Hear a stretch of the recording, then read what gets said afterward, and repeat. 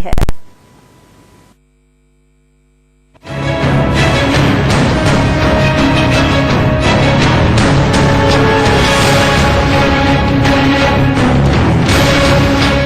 दिल्ली जीतने के लिए बीजेपी के 49 वीडियो रथ तैयार हैं।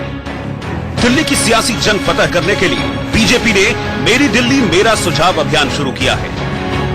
बीजेपी के वीडियो रथ दिल्ली वालों की रायशुमारी के लिए बनाए गए। इसमें एक पेटी लगाई गई है जिसके जरिए आप अपनी राय दे सकते हैं। साथ ही आप पार्टी को ईमेल और फोन से सुझाव दे सकते हैं। अगले 5 वर्षों में दिल्ली में गरीब का उत्थान कैसे हो, महिला का सम्मान कैसे हो, बच्चों की पढ़ाई कैसे हो, स्वास्थ्य की सुविधाएं कैसे बेहतर हो, इंफ्रास्ट्रक्चर की दरकार हो अथवा समाज को सशक्त करने का प्रयास हो, इन सभी दृष्टिकोणों के संदर्भ में दिल्ली की जनता को भारतीय जनता पार्टी का एक एक कार्यकर्ता निवेदन करता है कि आप मेरी दिल्ली मेरा सुझाव के कार्यक्रम के माध्यम से मिस्ड कॉल दें 6357 171717। बीजेपी ने लोकसभा चुनाव में भी घोषणा पत्र बनाने के लिए लोगों की राय ली थी और दिल्ली की सभी 7 सीटों पर कब्जा जमाने में कामयाब रही। दिल्ली विधानसभा चुनाव में बीजेपी वही फॉर्मूला अपना रही है जिससे दिल्ली फतह करने में उसे आसानी हो।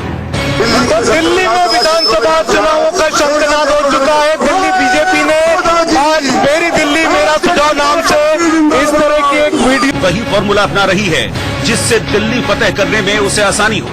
दिल्ली में विधानसभा चुनावों का शंखनाद हो चुका है। दिल्ली बीजेपी ने आज मेरी दिल्ली मेरा सुझाव नाम से इस तरह की एक वीडियो वैन लॉन्च की है जो 50 वैन होंगी जो दिल्ली के अलग अलग विधानसभा क्षेत्रों में घूमेंगे। आप देख सकते हैं केंद्रीय मंत्री स्मृति ईरानी मनोज तिवारी ने हरी झंडी दिखा करके इस वैन को रवाना किया है।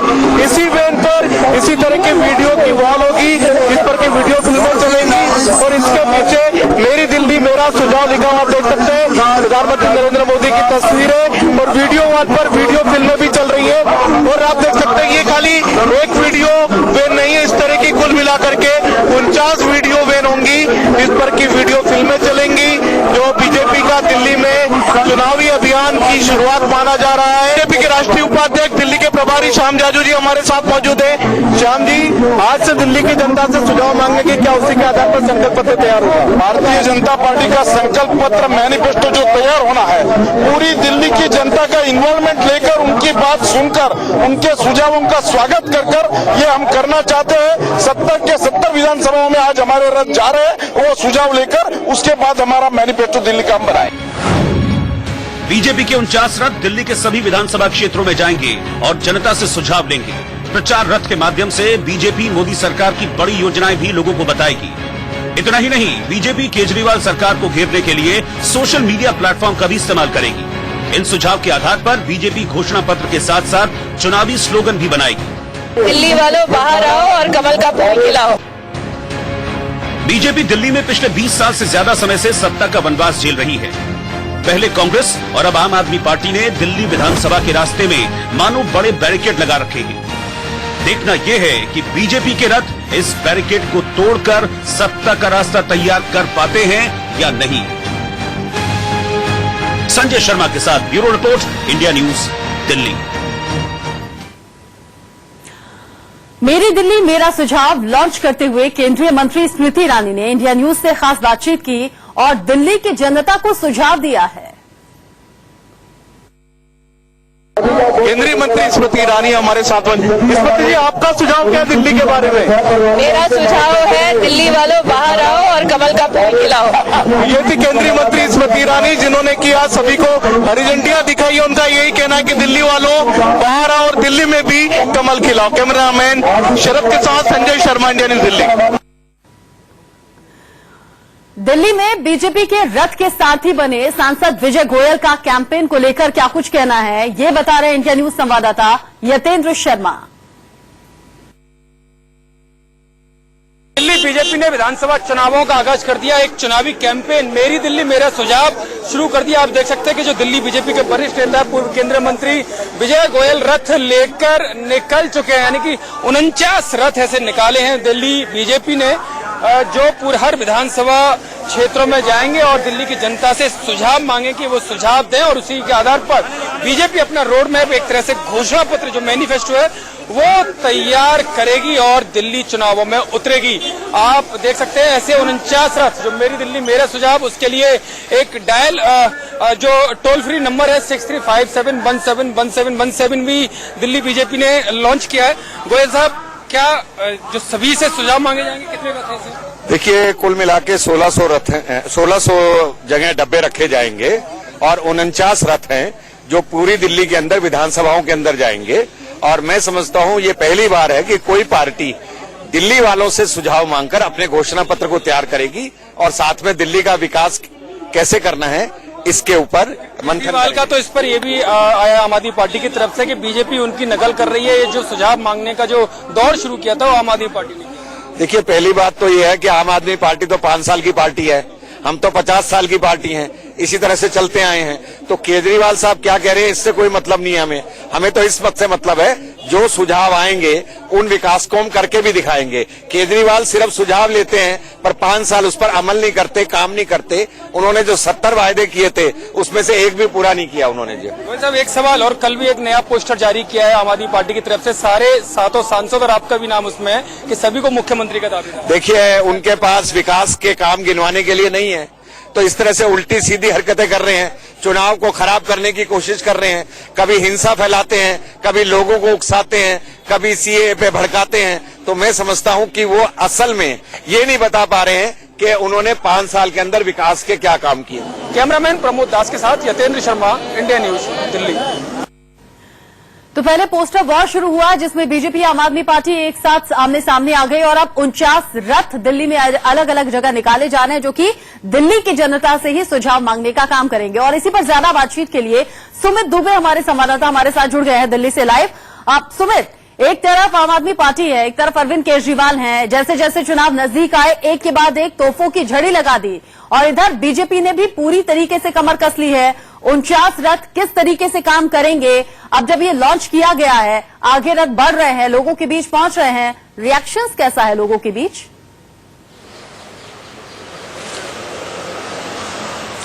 जी देखिए, जहां तक रिएक्शन की बात है तो निश्चित तौर पर भारतीय जनता पार्टी का जो प्रचार तंत्र है वो हम सब देखते हैं कि चुनाव के वक्त बहुत मजबूत रहता है और उसी के तहत जो रिस्पांस मिल रहा है तो वो रिस्पांस भी देखने को मिल रहा है। हमने जाकर देखा जहां जहां ये रथ जा रहे थे, पब्लिक की तरफ से रिस्पांस मिल रहा है। लेकिन ये जो रिस्पांस मिल रहा है क्या ये वोट में भी तब्दील होगा, ये देखने वाली बात होगी, क्योंकि सामने जो मुकाबला है भारतीय जनता पार्टी का सत्ता के लिए वो आम आदमी पार्टी के साथ है, जिसका प्रचार तंत्र किसी भी तरीके से भारतीय जनता पार्टी से कमजोर नहीं है। और जैसा कि आपने थोड़ी देर पहले बताया किस तरीके से एक पोस्टर वॉर शुरू की गई, एक जायज चुटकी ली गई भारतीय जनता पार्टी के साथ। आम आदमी पार्टी ने जो उनके 7 नेताओं के नाम लिखे कि ये संभावित मुख्यमंत्री के चेहरे हो सकते हैं, ये एक तरीके से एक जायज थी, एक चुटकी लेना था कि किस तरीके से एक फेस आम आदमी पार्टी के पास है अरविंद केजरीवाल का, जो 5 साल से मुख्यमंत्री है दिल्ली के, लेकिन भारतीय जनता पार्टी की तरफ से मुख्यमंत्री के पद के लिए कोई चेहरा अभी तक नहीं दिया गया है।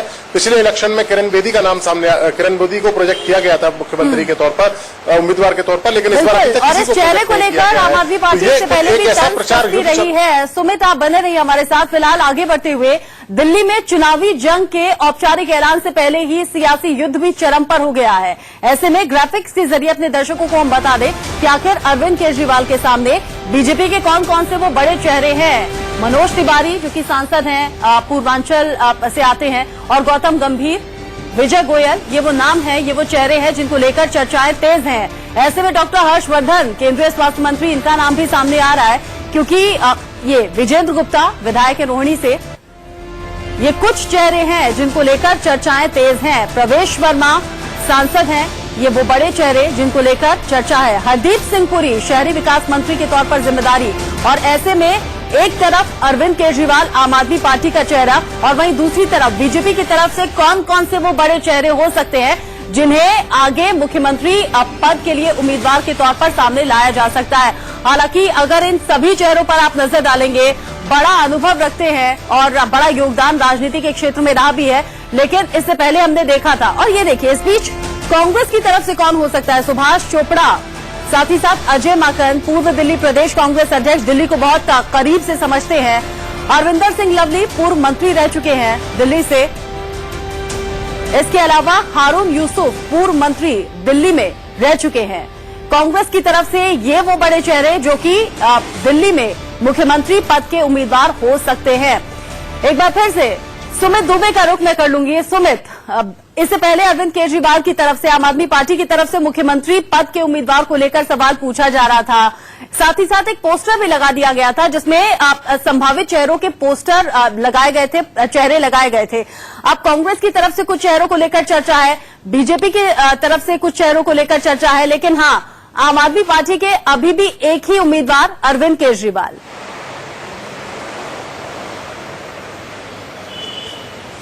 जी देखिए, बिल्कुल। और जहां तक कांग्रेस पार्टी का सवाल है तो कांग्रेस के सामने फिलहाल जो संकट है या जो चुनौती है वो सबसे पहली चुनौती अपने अस्तित्व को बचाने की है, क्योंकि पिछले चुनाव में हमने देखा था कि 2015 में किस तरीके से अरविंद केजरीवाल की पार्टी ने, आम आदमी पार्टी ने 70 में से 67 सीटें जीती थी और 3 सीटें मिली थी भारतीय जनता पार्टी को और कांग्रेस का पूरी तरीके से सफाया हो गया था। कांग्रेस पार्टी की जो बात है वहां कांग्रेस पार्टी ये मानकर चल रही है अपने आप में अभी भी कि उनके पास सरकार बनाने के लायक चुनाव के बाद उनके पास इतने विधायक नहीं होंगे कि वो सरकार बनाए। ये अंदर खाने में कांग्रेस पार्टी ये बात मान रही है।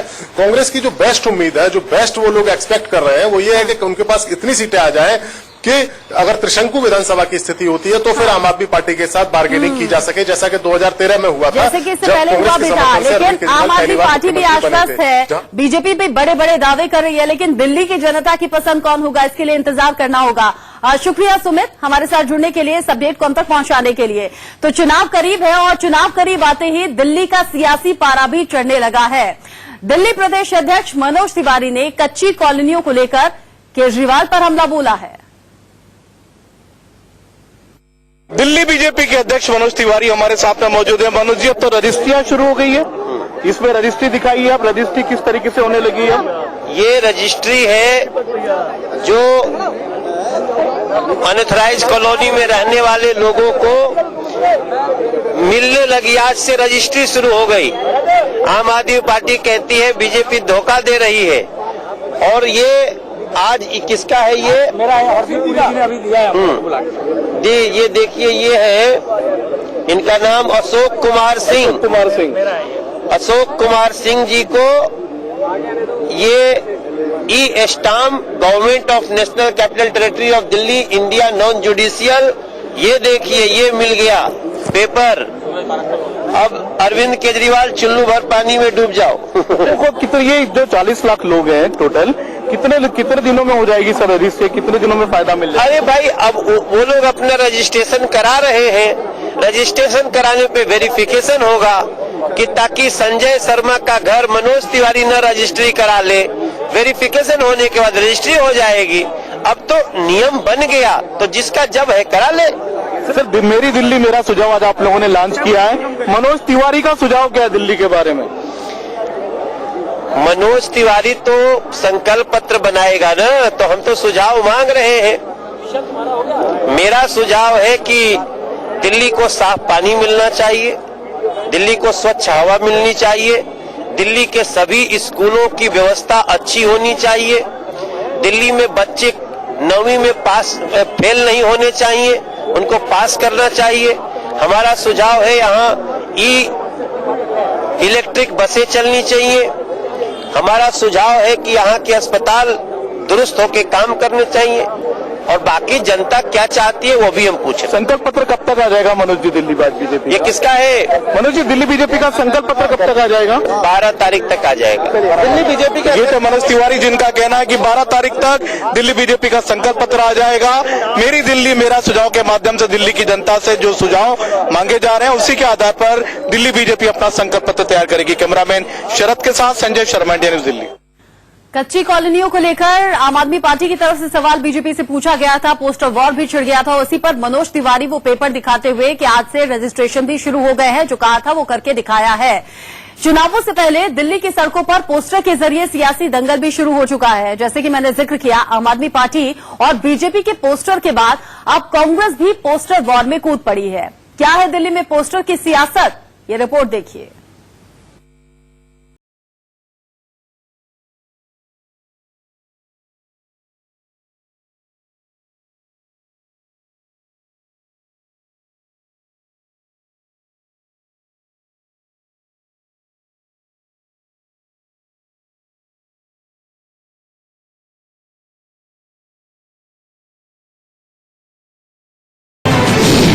पार्टियों ने पोस्टर को बनाया हथियार। पोस्टर में दिखी बीजेपी आम आदमी पार्टी में तकरार। दिल्ली में पोस्टर पॉलिटिक्स फुल। अब की बार पोस्टर के सहारे सरकार। दिल्ली में चुनावी सियासी बिसात बिछ गई है। दिल्ली की जनता किसे चुने, इसके लिए पार्टियों ने रणनीति तैयार कर ली है। दिल्ली वासियों की नब्ज पकड़ने के लिए पार्टियों ने चुनावी हथियार चला दिए हैं। हर बार की तरह इस बार भी पोस्टर पॉलिटिक्स फुल है। पोस्टर के सहारे सियासी पार्टियां देश के दिल पर कब्जा जमाने की फिराक में हैं। दिल्ली विधानसभा चुनाव नजदीक है और अब आप देख रहे होंगे कि किस तरीके से ऑटो पर अब इस तरीके के स्लोगन सामने आ रहे हैं, आई लव केजरीवाल। और अगर आप आगे चलेंगे तो और भी बहुत सारी चीजें आपको नजर आएंगी जो ऑटो पर लिखी हुई हैं। इससे पहले अगर आप देखेंगे तो दिल्ली में जब भी विधानसभा चुनाव हुए हैं इसी तरीके के स्लोगन ऑटो के पीछे लिखे हुए मिले हैं। ये आप प्रधानमंत्री नरेंद्र मोदी का फोटो देखेंगे जिसमें अमित शाह है, नड्डा है, मनोज तिवारी है, बीजेपी का ये प्रचार है। और यहाँ पे एक और स्लोगन है,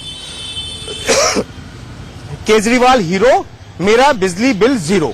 बाकी बिजली बिल जीरो हो गया क्या? जी सर, मेरा जीरो आ रहा है। और केजरीवाल ने बिजली का बिल तो छोड़िए सर, और भी बहुत सारे अच्छे काम कर रहे हैं। ये मैंने ऑटो पे अपने आप लिखवाया। मैं बुराड़ी विधानसभा से हूँ। दिल्ली में लगे पोस्टरों में आम आदमी पार्टी और बीजेपी की जंग साफ दिखाई दे रही है। केजरीवाल के समर्थन में ऑटो में जो स्लोगन लिखे हैं उनकी काट बीजेपी ने कच्ची कॉलोनियों के पक्का करने के पोस्टर के जरिए निकाली है। दिल्ली में लगे पोस्टरों में आम आदमी पार्टी और बीजेपी की जंग साफ दिखाई दे रही है। केजरीवाल के समर्थन में ऑटो में जो स्लोगन लिखे हैं उनकी काट बीजेपी ने कच्ची कॉलोनियों के पक्का करने के पोस्टर के जरिए निकाली है। अगर काम दिल्ली का 2020 में अरविंद केजरीवाल आज कहां पहुंचे थे, दिखाएंगे एक छोटे से ब्रेक के बाद। कहीं मत जाइएगा।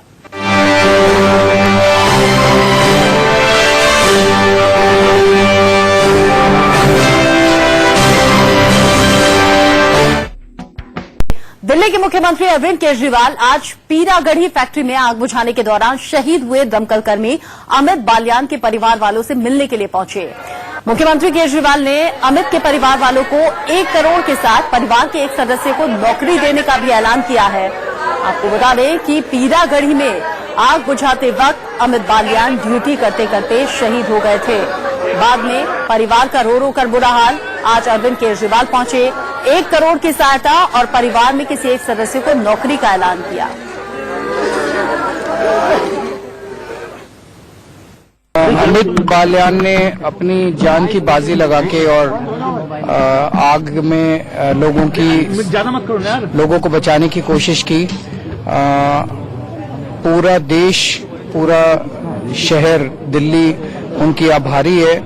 जिस तरह से लोगों को बचाने के लिए उन्होंने अपनी जान गंवा दी, उनके जाने का हम सब लोगों को बहुत ज्यादा दुख है, बहुत ज्यादा शोक है। उनके परिवार से मैं अभी मिला, उनके पिताजी से, उनके भाई से, उनकी पत्नी से, उनकी माताजी से। जाहिर है कि सब लोग बहुत ज्यादा सदमे में हैं, बहुत ज्यादा दुख में हैं। अमित जी जैसे जाबाज लोगों की वजह से ही हमारी दिल्ली सुरक्षित है। हम देखते हैं रोज जब भी आग लगती है कहीं पे किस तरह से हमारे फायरमैन जो हैं वो दिलेरी के साथ लोगों को बचाने की कोशिश करते हैं।